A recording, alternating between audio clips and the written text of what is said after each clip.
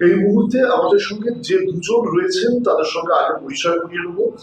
দেবজিৎ কর রয়েছেন south Kolkata district আইএনটিটিইউসির সম্পাদক এবং ক্যালকাটা পোর্ট শ্রমিক যে ইউনিয়ন সেই ইউনিয়নের কমিটি সদস্য দীর্ঘদিনের এই পোর্ট ইউনিয়ন, এবং তার ঠিক পাশেই রয়েছেন দীনবন্ধু চক্রবর্তী সিপিএসইউ এর সম্পাদক। প্রথমে আপনাদের দুজনকে স্বাগত। আমি সবার আগে দেবজিৎ বাবুর কাছে আসবো। দেবজিৎ বাবু, আপনার অফিসে যাওয়া এবং একটা খবর পাওয়া গেল যে অফিসে আপনি অবসর নিয়েছেন, ঠিক কথায়, কিন্তু এর বাইরে তো আপনার একটা পরিচয় রয়েছে একদম, যদি আমি একদম সহজ সরল ভাষায় বলি, আপনি সমাজসেবী। দীর্ঘদিন আপনি সমাজসেবামূলক কাজ এবং ক্যালকাটা পোর্ট ট্রাস্টের বিভিন্ন জায়গায় আপনি শ্রমিকদের স্বার্থে কাজ করে চলেছেন। হঠাৎ কি হলো আপনাকে অফিসে এই শ্রমিক ইউনিয়নে কাজ করতে আপনাকে ব্যাঘাত ঘটেছে? না দেখুন, অ্যাকচুয়ালি আমি রিটায়ার করার পরে আমি বেশ কিছুদিন অফিস আসছিলাম, ডেলি আসছিলাম। তো আসার পরে আমি জানতে পারলাম গত 18ই নভেম্বর যে হঠাৎ একটা খবর এলো আমার কাছে। আমার কোনো একজন শুভাকাঙ্ক্ষী বললো যে দাদা, এরকম তোমার নামে একটা চিঠি এসছে। আমি জানতে চাইলাম কী চিঠি। তো সে আমাকে বললো যে এরকম তুমি এখানকার এনভায়রনমেন্ট খারাপ করছো, এখানে গ্রসিপিং করছো, এসব বিভিন্ন কথা বললো। এবং আমি তাতে একটু মানে অবাক হয়ে গেছিলাম যে হঠাৎ এই কথা হলো কেন। আমি খবর নিলাম, খবর নিয়ে দেখলাম যে কোনো একটা লেভেল থেকে আমার নামে চিঠি করা হয়েছে এবং তলায় যে একজন ব্যক্তি সই করেছেন তার নাম হচ্ছে এনসি দাস। পরে জানতে পারলাম যে এই এনসি দাস ইনি সেই ব্যক্তি যিনি হলদিয়াতে 6 মাস আগে সেম আরেকজনের নামে চিঠি করেছিলেন এবং চিঠিটি জানা গেল পরে ফেক। এবং আমিও এখান থেকে যেটা জানতে পারলাম চিঠিটা ফেক। তাতে আমি পরিষ্কার বুঝলাম যে আগামী জানুয়ারি মাসে আমাদের একটা মেম্বারশিপের ব্যাপার আছে, যার দ্বারা আমাদের ট্রাস্টিস নির্বাচিত হয়, যেটা এবারে আমাদের ব্যালট বক্সের সিস্টেমে হবে। তো সেখানে সবাই জানে ব্যালট বক্সে কে কাকে দেবে না দেবে, কারণ আমরা বিগত এই 1 বছর আমরা বেশ কিছু নতুন নতুন কাজ করেছি। যেমন ধরুন, ইলেকশনে আমরা কোঅপারেটিভে জিতেছি, তার ফলে আমরা কোঅপারেটিভের মানুষকে এতটাই সেবা করেছি, সেই খবরটা আপনিও নিতে পারবেন যে যা কোঅপারেটিভের দীর্ঘ ইতিহাসে কেউ সেই সেবাটা দিতে পারেন, যেটা আমাদের ইউনিয়নের তরফ থেকে দেওয়া হয়েছে। এবং যারা ওখানে দায়িত্বে আছে তারা প্রত্যেকেই দিয়েছে, প্রথম কথা। দ্বিতীয় কথা, আমার যারা বিরোধী ইউনিয়ন আছে তারা খুব করে ভালো করে জানে যে দেবজিৎ কর যদি মাঠে থাকে তাহলে তাদের জন্য খুব অসুবিধার কারণ একটাই, যে আপনিও তো জানবেন যে আমাদের এখানে যে কটা ইউনিয়ন রয়েছে তাদের যারা ইউনিয়নগুলো প্রতিষ্ঠাতা করেছে তারা প্রত্যেকে সিনিয়র লিডার এবং তারা বিখ্যাত মানুষ, তাদের সম্বন্ধে কোনো কথা বলবোই না আমি।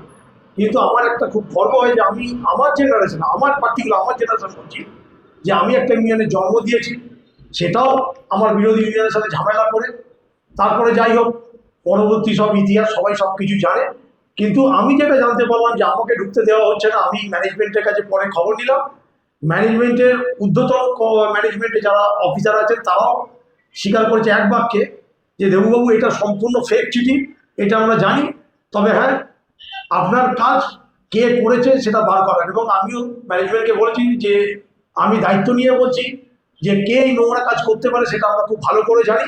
তবে একটা কথা আমি আমার বিরোধী ইউনিয়নের সকল লিডারকে বলতে চাই যে আপনি যে রাজনীতিটা করছেন প্লেয়ারদের নিয়ে, সেটাকে ইমিডিয়েট বন্ধ করুন।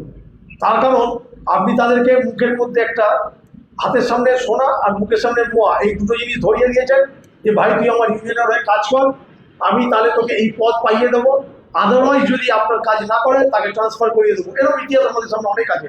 আপনিও দেখলেন যে যেহেতু আমি সিপিএসইতে এসেছি, আমি খুব ভালোভাবে এখানে ফ্রিলি কাজ করতে পারছি। আমাদের সবার নেতা চিন্ময়দা, সবার প্রিয় নেতা চিন্ময়দা, যে সব সময় গাইড করছে। সে নিজেও একজন অসুস্থ ব্যক্তি, আমিও মাঝখানে অসুস্থ ছিলাম, আমাকে সে চেয়ার আপ করেছে, চেয়ার আপ করে আমাকে আবার আমার জায়গায় ফিরিয়ে নিয়ে এসছে যাতে আমি মানুষের সেবা আবার কাজ করতে পারি। সব থেকে আশ্চর্য লাগে যে ইদানিং যেটা দেখা যাচ্ছে যে বিরোধী পক্ষে ইউনিয়নের কিছু সকল লিডার এবং এমপ্লয়িজ তারা দায়িত্ব রয়েছে ওই ইউনিয়নের, তারা কিছু কন্ট্রাক্টর সুপারভাইজার তাদের নিয়ে খুব মানে আদব কায়দা তাদেরকে নিয়ে এমনভাবে করছে, মনে হচ্ছে যেন সেই সুপারভাইজার তারা কোর্টটাকে চালাচ্ছে। আমার বিরোধিতা সেইখানে। আমি পরিষ্কার বলতে চাই যে ইউনিয়নের সাথে এবং লেবারদের সাথে সে যে নেতাই হোক না কেন, যে লেবার বিরোধী কাজ করবে তার বিরুদ্ধে গিয়ে আমি কাজ করব। এটা আমার প্রথম এবং শেষ কথা। তার জন্য যদি আমাকে শেষ দিন যদি অবধি অপেক্ষা করতে হয় সেটাও আমি করতে রাজি আছি। অনেক কারণ আছে, আপনি আরও খোঁজ খবর নিন। আরো জানতে পারবেন যে কি কারণে আমি আজকে বিরক্ত। আজকে ম্যানেজমেন্ট পরিষ্কার সবকিছু জানে। আমি ম্যানেজমেন্টের কাছে দীর্ঘদিন 42 বছর চাকরি করে অবসর নিলাম। আমি কিন্তু একটা ব্যাপারে খুব পরিষ্কার, যে পোটের ক্ষতি যে করবে, যে ব্যক্তি পোটের ক্ষতি করবে, আমি তার বিরুদ্ধে গিয়ে কাজ করবো। তার জন্য আমাকে আমার ইউনিয়ন পুরো স্বাধীনতা দিয়ে দিয়েছে যে তুমি যে করাপশন হচ্ছে সেটাকে টোটাল বন্ধ করো। আর আমি জানি কলকাতা পোর্ট ট্রাস্টকে বাঁচাতে গেলে কিছু জুইফোর সুপারভাইজার আছে, তাদেরকে ইমিডিয়েট বন্ধ করতে হবে। তারা যে কাজ করছে লেবার বিরুদ্ধে কাজ, সেটাকে বন্ধ করতে হবে। এটাই আমার প্রথম এবং শেষ কথা। আমি আর বিশেষ কিছু বলতে চাই না। আমি আমি আমি এই জায়গায় বলবো যে আমার মনে আছে যখন আপনি যখন অবসর নিলেন তখন বা অবসর নেবেন 1 বছর বাকি, তখন আমিও আপনাকে জিজ্ঞেস করেছিলাম যে অবসর নেওয়ার পর তাহলে তো এবার একদম অবসরের জীবন। তখন আপনি বলেছিলেন একদমই নয়, আমি লেবারদের সাথে কাজ করে যেতে চাই। আমি যদি ভুল না বলি এইরকম একটা কথা হয়েছিল এবং আপনি সেইভাবেই আপনি কাজ করে যেতেন। আপনি তো নিশ্চিত যে কে বা কারা এই চক্রান্তটা করছে, তাই না? হ্যাঁ, আমি কেন, এটা ক্যালকাটা পোর্ট ট্রাস্টের প্রত্যেকটা এমপ্লয়িজ জানে। ক্যালকাটা পোর্ট ট্রাস্টের প্রত্যেকটা এমপ্লয়িজ জানে কে চক্রান্ত করছে, কেন করছে, কি বৃত্তান্ত। তাদের নীতি নির্ধারণ একটাই, যে দেবজিৎ করকে কোনো রকম ইন্টারেস্টটা বন্ধ করো, তাহলে আমরা আমাদের মতো কাজ করতে পারবো। সেটা তারা পরিষ্কার বুঝে গেছে। আমাদের যে বিগত কোঅপারেটিভ ইলেকশন ছিল, তাতে আমি পরিষ্কার একটা কথা বলেছিলাম যে সিইস ডিপার্টমেন্ট থেকে যে নেতার উৎপত্তি, সিইস ডিপার্টমেন্টে সেই নেতার বিপত্তি। আমি সেই কথাটা আগেও বলেছি, এখনো বলছি। তাই আমি বলছি যে ক্যালকাটা পোর্ট ট্রাস্টে আগামী দিনে আমার ইউনিয়ন যথা ক্যালকাটা পোর্ট ট্রাস্টে যে আমরা এগিয়ে গেছি শ্রমিক ইউনিয়নের মাধ্যমে, এবং ক্যালকাটা পোর্ট শ্রমিক ইউনিয়ন যার নেতা চিন্ময় রায়, তারা শক্ত করার জন্য আমরা কিন্তু প্রথম দিকে আমরা যে চেক আপ সিস্টেমটা চলছে সেটা আমাদের কাজ আমরা শুরু করেছি। আপনি দেখতে পেলেন বেশ কিছু হলদিয়া থেকে লোকজন এসছে, যারা তারা পরিষ্কার করছে যেহেতু চেক আপ মাধ্যমে হবে, আমরা তাকে তার নির্ধারণ যে জায়গাটা তাকে বুঝিয়ে দেবো। আচ্ছা, বেশ, আমরা দেবজিৎ বাবুর কথা শুনলাম, তার বক্তব্য বেশ খানিকটা পরিষ্কার হলো। তার ঠিক পাশেই রয়েছেন দীনবন্ধু চক্রবর্তী, সম্পাদক সিপিএস ক্যালকাটা পোর্ট শ্রমিক ইউনিয়নের সম্পাদক। দীনবন্ধু বাবু, পুরো বিষয়টা সম্বন্ধে আপনারা অবগত, এবং দেবজিৎ বাবুর এই যে কর্মকাণ্ড এবং তার সাথে আপনাদের এখন হাতে হাত মিলিয়ে কাজ, আপনার অভিমতটা কি? আপনি কি? আমার অভিমত, দেবজিৎ বাবু যেভাবে কাজ করেন এবং শ্রমিক স্বার্থে যেভাবে লড়াই করে, মানে আমরা দেখেছি যে মানে আমাদের ইউনিয়নে তো উনি জয়েন করেছেন, আগেও আমরা দেখেছি দেবজিৎ বাবু সে একটা লোক, মানে কোনো শ্রমিক যদি অসুস্থ হয়ে পড়ে তাকে যেভাবে সেবা দেওয়া, ও হসপিটালে বলুন এবং তাকে আর্থিক সাহায্য বলুন, উনি নিঃস্বার্থভাবে করে গেছেন। এটা আমরা ওনাকে দীর্ঘদিন যাবৎ আমরা দেখেছি।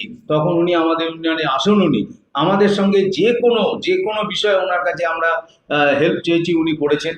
এবং শুধু এখানে নয়, কলকাতাতে বেশে তো উনি কাজ করছেনই, এবং ইদানিং এবং আগেও উনি হলদিয়াতে যেভাবে উনি ওইখানকার কোঅর্ডিনেটরদের সঙ্গে কাজ করে ওই হলদিয়াতেও দীর্ঘদিন উনি শ্রমিক স্বার্থে কাজ করেছেন।